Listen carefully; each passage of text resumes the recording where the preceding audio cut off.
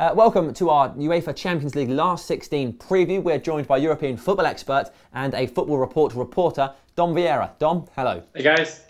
That's nice and formal, wasn't it? So Dom, which teams in the Champions League are coming into form right now? Who are the ones to watch out for?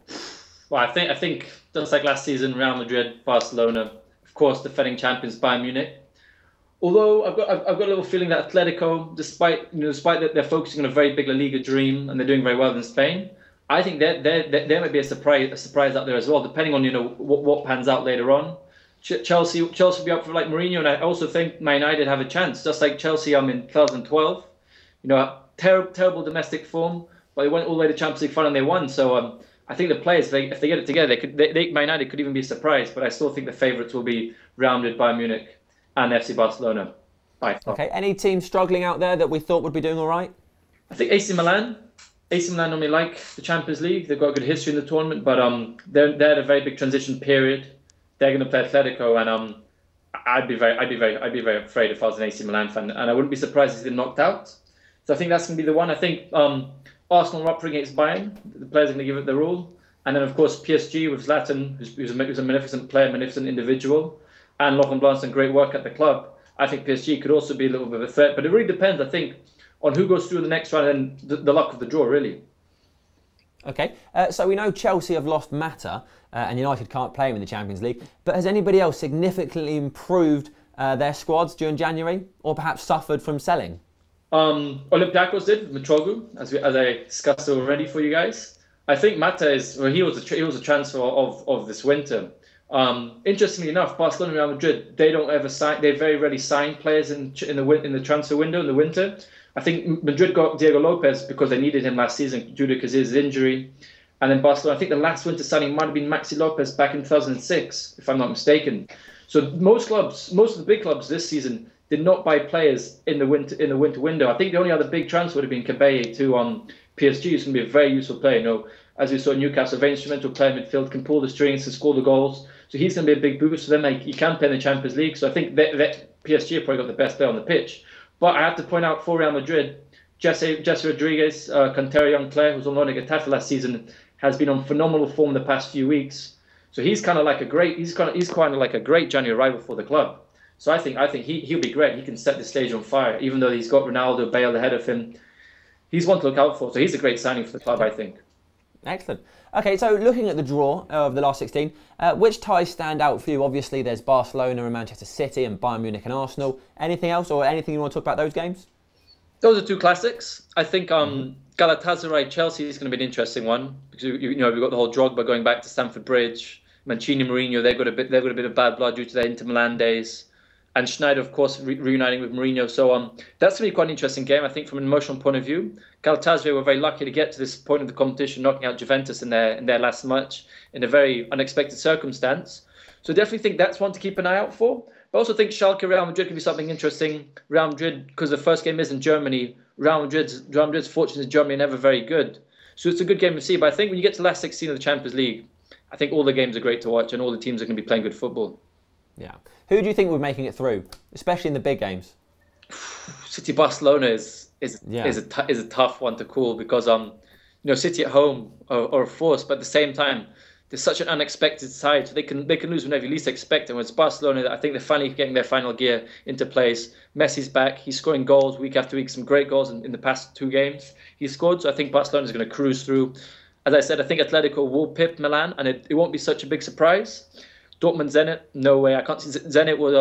Zenit went through the group with the lowest ever points in the competition. Dortmund are a great team, despite losing a few players. I think Dortmund is going to go through quite comfortably.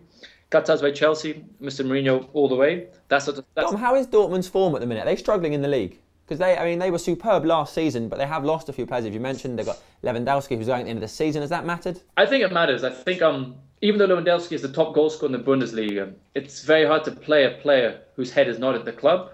However, Lewandowski is a professional, and he's hungry for success wherever he's at. So he's going to put his foot in together. I think Dortmund are in transition. They've not had a good season. They've been criticised a lot, but it's still a great team on paper. And bearing in mind, they did reach the final last season. They've got the experience now. They've got the quality. I don't think that Zenit, especially Zenit, even though they will just have bounced back from pre-season, will be a big threat for them. What about Arsenal, Bayern Munich? Do you think Arsenal will be able to cope with Bayern Munich? You can't write Arsenal off because of the luck that they have in the Champions League. But I think Bayern Munich, now that they're defending champions, they've got Pep Guardiola, probably got one of the best starting 11s in the world. And seeing what Liverpool did to Arsenal the other day, I think Bayern Munich could easily hammer Arsenal at both home and away games. Dangerous stuff. So, who do you think are the dark horses of this year's Champions League? Who's the ones to watch out for that people usually wouldn't pay attention to? You mentioned Atletico Madrid earlier. Anybody else? I give it to PSG. Just because the spotlight is so big on Barca, Real and Bayern that people sometimes have forgot that PSG are in the tournament, and they forgot that PSG have a great team. If you look at the squad, Cavani, Zlatan, Lavezzi, Lucas Moura, Pastore, now they've got Cabay. So they've got world-class players in the team, and these players score goals. Zlatan, as we know, is a magician on the pitch.